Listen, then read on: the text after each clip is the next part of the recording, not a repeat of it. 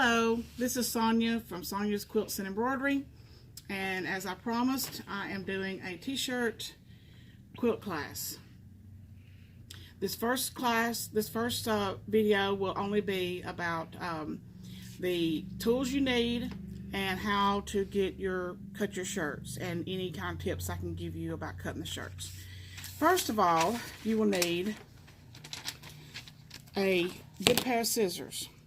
Now, they make a very expensive dressmaker scissors like Ginger and others. Singer, I think, makes a good pair of scissors, but I recommend these from Hobby Lobby. They're $2, and when Sewology goes on sale, they're $1. But the reason I recommend these is not because of the price. The reason I recommend these is because they're lightweight. And when you're cutting 20 or 30 t-shirts, you'll appreciate a more lightweight pair of scissors. These have got a little string tied to them because I have so many of these. They all look just alike. To keep from picking up a pair that has been demoted to paper scissors, I tie a little string around them so we'll know that these are the newest scissors that we have in the store. So, also, you'll need a pattern. This is mine. It's well used. It's approximately 14 by 14. It started out at 14 by 14, but over time, I'm sure with it being wet with the marker that it has shrunk just a little bit. Let's see. Right now, this is, well, actually, it's still pretty much 14 by 14. Pretty close. Anyway, t-shirt quilts are very forgiving. You know, it's hard to make a mistake on a t-shirt quilt. So I'm going to show you how to make a t-shirt quilt with no stabilizers. I don't know, most people that make t-shirt quilts iron something on the back, whether it be a stabilizer, lightweight interfacing to keep the t-shirts from stretching. I've never done that. I taught myself how to do this, and I never thought the first time about using a stabilizer. So I just learned how to handle the fabric, how to deal with the fabric, and just deal with the stretch of the t-shirts. And my quilts are very comfortable. They're not stiff, they're not hard, they're just super comfortable. Back here I've got a couple of examples of some quilts. This one is for a little girl that went to school down the road, and I just used a simple white with the royal blue squares for her school colors, and then to add a little girliness to it, I used a red and blue and white sashing to make the quilt. Liked about 10 inches being wide enough to be a full size, so I put about 5 inches on each side of this quilt to make it the right width. On this quilt over here, it's actually, I think, going to South Alabama, and the little girl wanted green and blue, and she was really excited for me to use some kind of a print. And also this quilt has got had to have some length. It wasn't quite long enough, had to have some length, and so I used a coordinating olive green on the bottom to set this quilt off, and it's really it's a beautiful quilt. Anyway, got to ship that one tomorrow. Alright, to get your shirts ready, we do not need a rubber cutter or a ruler for this. You need a Sharpie. And I seem to have left my Sharpie. You'll look on the sewing machine press and see if my Sharpie is in there. T-shirts, sweatshirts, it doesn't matter which one. I think I left it on the sewing machine. T-shirts, sweatshirts, it doesn't matter. Once you get a quilt made, you can't tell which one are t-shirts and which ones are sweatshirts. Never mind, press it, I found it right here. Okay, so we lay our t-shirts out, we smooth them out as easily, and I do not stand up and do this job. I do this job usually at home with a TV dinner tray with a cutting mat on top of it, just to make the TV dinner tray a little bit bigger, and I do this when I'm watching TV. I probably cut up about 10,000 t-shirts last year, and so anyway, we lay our pattern on. First of all, you need to go through each one of your shirts. Look at each one, the graphics that you want to use on each one of your shirts. For the most part, a 14 by 14 inch pattern will work on most graphics. As you can see, this one is plenty big enough for this. But if you have a Harley-Davidson t-shirts, if you have large graphics like for concerts or things like that that have a big graphic on them, you can make your square bigger.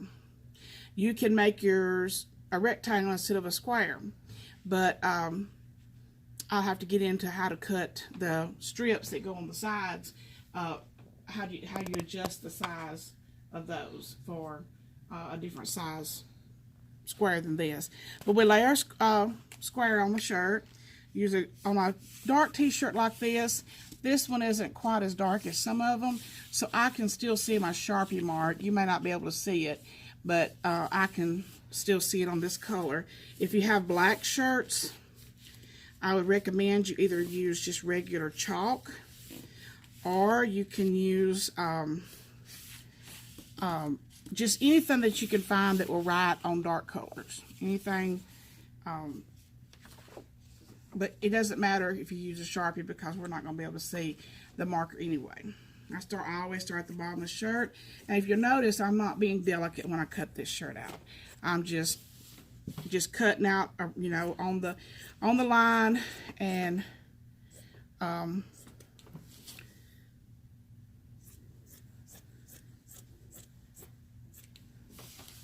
I said, a t-shirt quilt is very, very forgiving when it comes to making a mistake. You can easily fix a mistake. Anyway, we have our first square cut. There we go. And you can't help the fact that the graphics are a little high, because as you saw, I cut right up to the neckline on this, and you know, that's just the way that, you know, it falls sometimes. Okay, the person that ordered this quilt marked each one of the shirts. This one says front and back. Never, never, never dispose of your t-shirts until you have completely finished your quilt, cutting out your quilt, because you never know when you'll have to go back and find just a little piece, another square to round out your quilt. I do my quilts in rows of 5 if I can. A full-size quilt, I do like 4 rows of 5, and a queen-size quilt, I do 5 rows of 5. And so, like for instance, a 19 square quilt would not work out. So you would need 20 or drop down to 15. And in another video, I can show you how to make that work by dropping you can take 19 shirts and drop it down to 15 shirts, and I can show you in another video exactly how I do that. All the shirts would still be on the quilt. You would just only have 15 squares. For instance, like this quilt right here, she had plenty of shirts, but she may have had a few too many shirts, and this shirt is actually only had this Wilson on here at the top, and I added this cheerleader down below it because this would have just been a blank space. So I probably reduced her quilt down by a few, and by just cutting out the actual design and putting it somewhere on the quilt. This quilt has got several little extra small graphics added to it, and just in different places. Okay, we've got this side marked, and we are going to cut it out, and this shirt will be safe to get rid of it because we will have taken all from it we can possibly get out of this shirt. Okay, let my marker is just about dried up, so sometimes it's hard to see. I need to get in that, and the marking on t-shirts will really, really, really eat up a marker.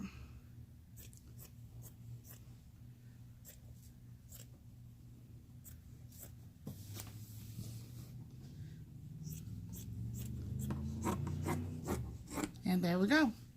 And we have 2 pieces. This is a full-size quilt, and I don't know if the lady had intended for it to be a 15 shirt quilt or a 20. I think from the pile that I have here that it is going to be a 20 shirt quilt. Let me show you how I cut up a sweatshirt. Like I said, I went through all of these and made sure that my regular 14 by 14 inch pattern would work on all of them, that they was not anything in here odd that was too big. Sometimes you can have all of them that will fit inside of your 14-inch square except for one. And when I come to that problem, in the next quilt that I come to with that problem, I will make a video about that and show you how I fix that problem, because that problem does come up where you'll have 14 shirts with a 14 by with a graphic that'll fit inside your square, and you'll have one odd shirt that won't fit. All right, this is a sweatshirt. She wanted just the front on this one.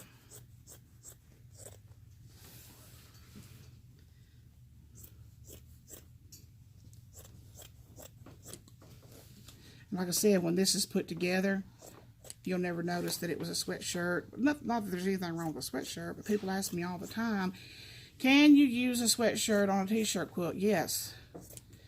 You just, whenever it's put together, it will look just like the t-shirt squares. Come back. A little awkward to sweatshirt. It's a little heavier than a t-shirt. Okay, now we have 3 squares cut up. So we would just continue on with the rest of the stack until we had all the stack cut up. We would count, make sure we have a multiple of 4 or 5. And if we do not have a multiple of 4 or 5, you need to go through the scraps, find something. Whether it be just a blank square that had absolutely nothing on it, we can always decorate that blank square with these small designs that are on a lot of the shirts. I don't know if any of these have, I think she's got plenty for hers, but the squares that have just a little small little pocket designs we can add and decorate or I can call the customer and I can say, hey, I need some kind of, you know, put your name on this quilt or the year or something, and embroider that on the blank square so it won't be blank anymore. It'll be, you know, won't be so obvious.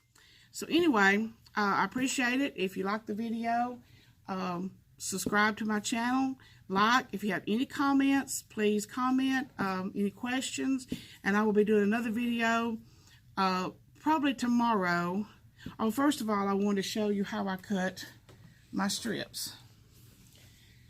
The strips that go in between. This quilt is going to be navy and white, but these are some strips I already had cut. These strips are cut at 5 by 13.5.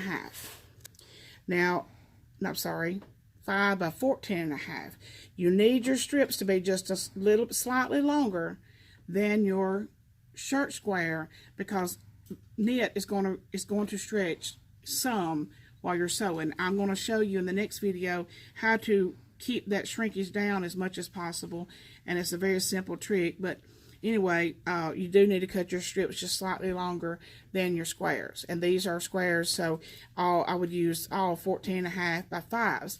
Now, if you wanted to do a queen size quilt and you wanted to put 30 shirts in it, which would be 6 rows wide and 5 rows long, you would need to cut your strips narrower to get all those shirts into that area, because if you don't, you're going to have a area rug instead of a quilt. So I will show you more about that when we start sewing. And then you will need, if you're cutting these at 5 inches, then you need 5-inch squares. If you're cutting these at 4-inch wide, you need to cut these at 4-inch square. So whatever size, whatever width you do on these, you need to do that in a square, because they're going to fit just like this. So they need to be the exact same width as your strip. The length has nothing to do with it. This needs to be square based on how wide this is. But mine are all 5 inches. Since I do so many, I have to have a common size. If I didn't, I'd have some 3-inch stuff, some 4-inch stuff, some 5-inch stuff, and I would just have a bigger mess than I already have. So the best thing to do is to do, if you're going to do just one, it doesn't matter. But if you're going to do a lot of these, then you need to pretty much stick with a common size, so you won't have a lot of fabric cut up in different widths. Anyway, that's all. Subscribe, comment, like, and I will have another video, and we will be sitting at the sewing machine next time, starting to put the quilt together. Thank you.